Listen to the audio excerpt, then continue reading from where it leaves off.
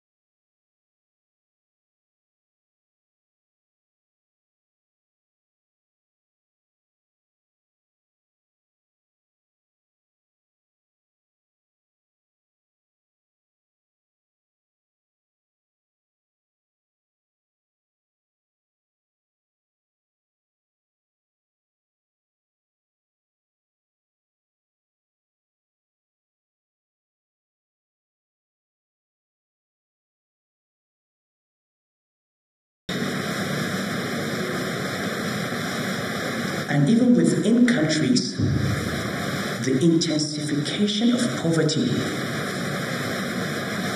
at the time when we have an intensification of expropriation is amazing. The richest man in Africa is from Nigeria, and Nigeria is the poverty capital of the world. that contradiction, that is typical of the world we have created. You come to Abuja Airport, it's filled with private jets. If you land in Abuja, you think Nigeria is a very, very rich country. We have beautiful roads, we have bridges, we have everything in Abuja. Over 3 kilometers away, you go to a rural area and see the life of the Nigerian there. And it's a completely different world. So when we have this discourse on migration, and I think it is a sad case, there's a humanitarian element to it, and we need to deal with that.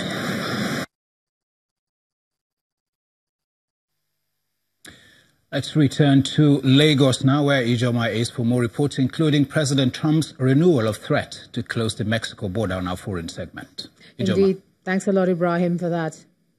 Well, first of all, Nigeria's former president, Chief Olusegun Obasanjo, has inaugurated the 1,500-capacity Sokoto International Conference Center, a 4-star hotel, and a golf course in the city of the Caliphate. Chief Obasanjo commended the initiatives of the governor, Tambuwal, and also advocated the need for Nigeria to explore the potentials of conference tourism to generate revenue.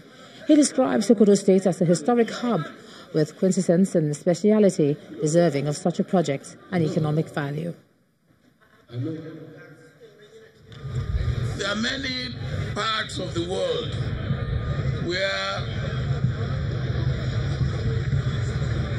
conference tourism is a major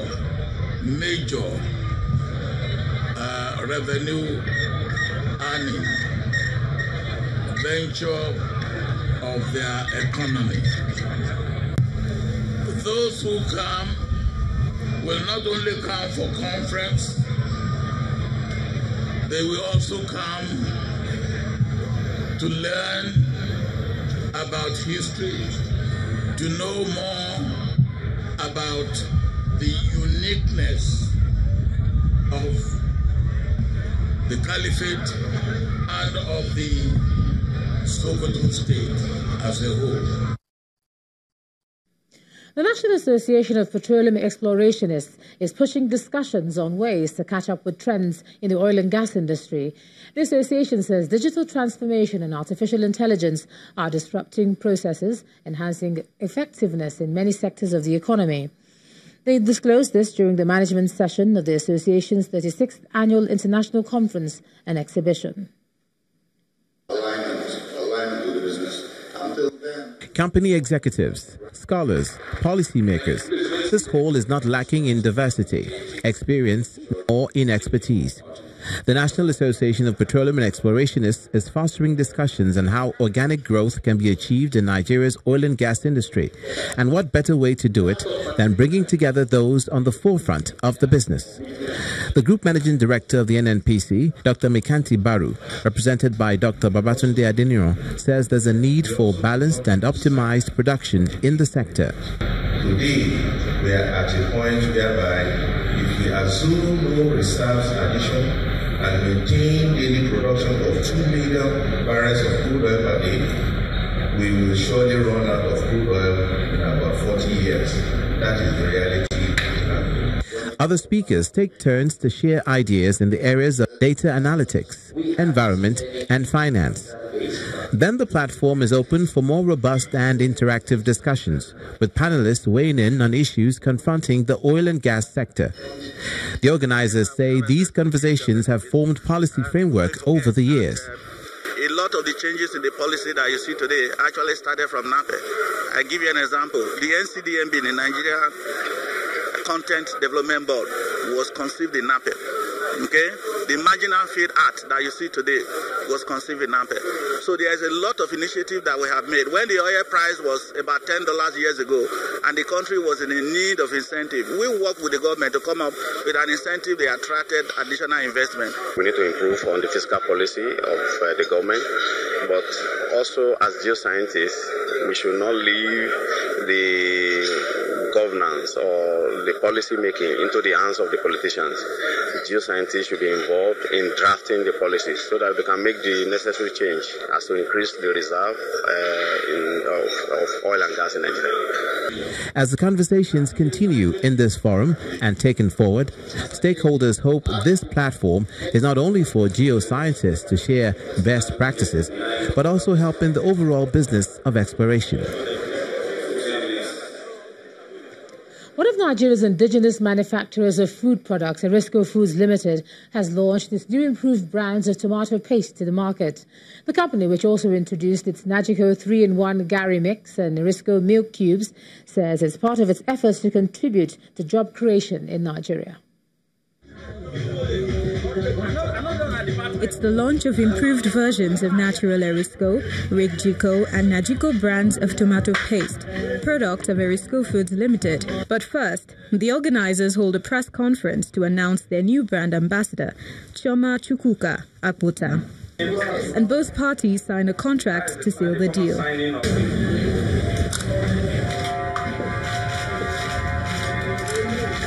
Complete. Thank you.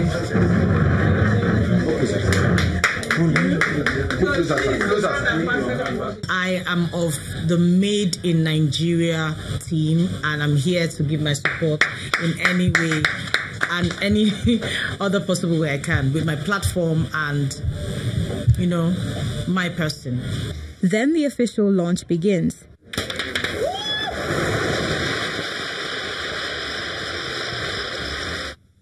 The triple effect of sourcing our raw materials locally is that our farmers will be empowered, jobs will be created, and ultimately our economy will be industrialized.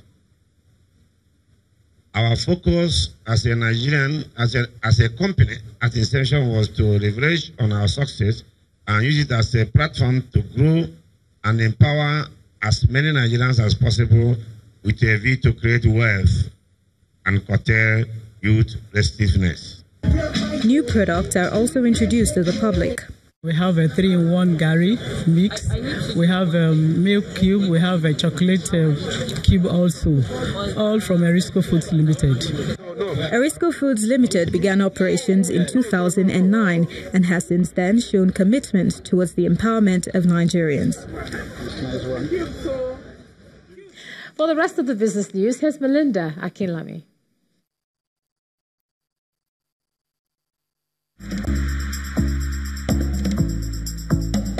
You First. First Bank.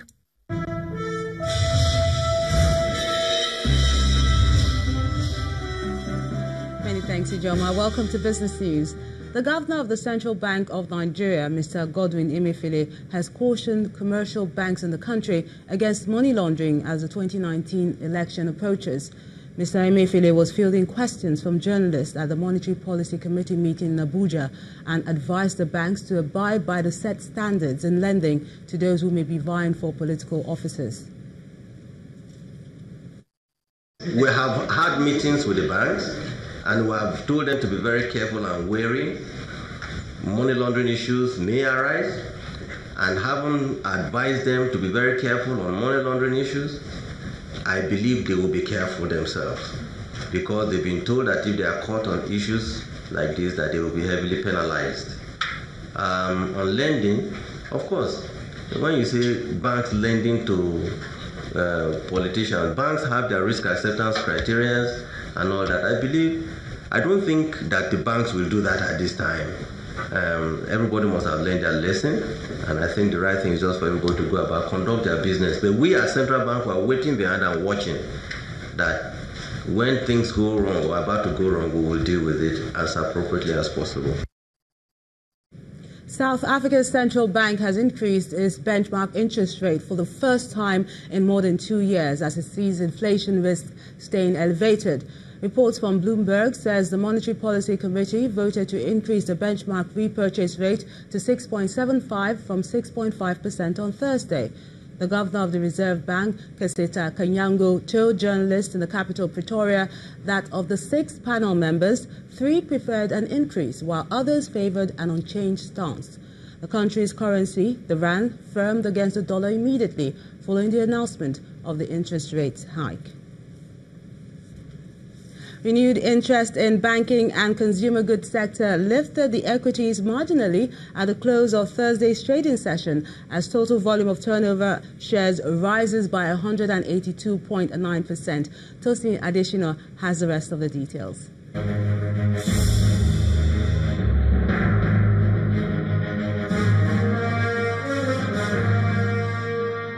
Hello and welcome to the Stock Market Report. Trading in the shares of Tier 1 lenders, Zenith Bank accounts for over 95% from a total of 672.56 million shares, worth over 15.21 billion naira at the NSE. This comes as the domestic stock market closed Thursday's session with a marginal 0.05% recovery in the overall equities performance. Similarly, moderate gains by components of the banking, consumer goods and the insurance sector mitigated the loss from the oil and gas sector, while the industrial goods was unchanged. Performance on the price chart recorded a positive margin of 15 gainers, led by nearly 10% increase from flour mill, against 13 losers, led by 9.76% drop in the share price of Ikeja Hotel. That's the Stock Market Report. I'm Tosin Additional.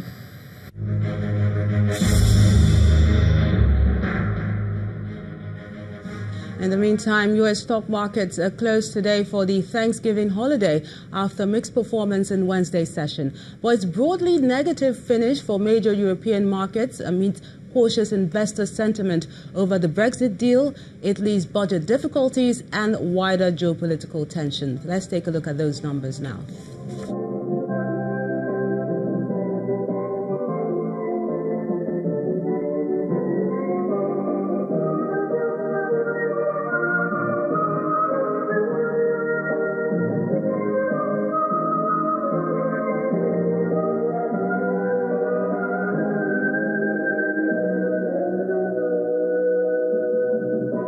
See more green numbers tomorrow. It's back to you, Joma. That's Business News.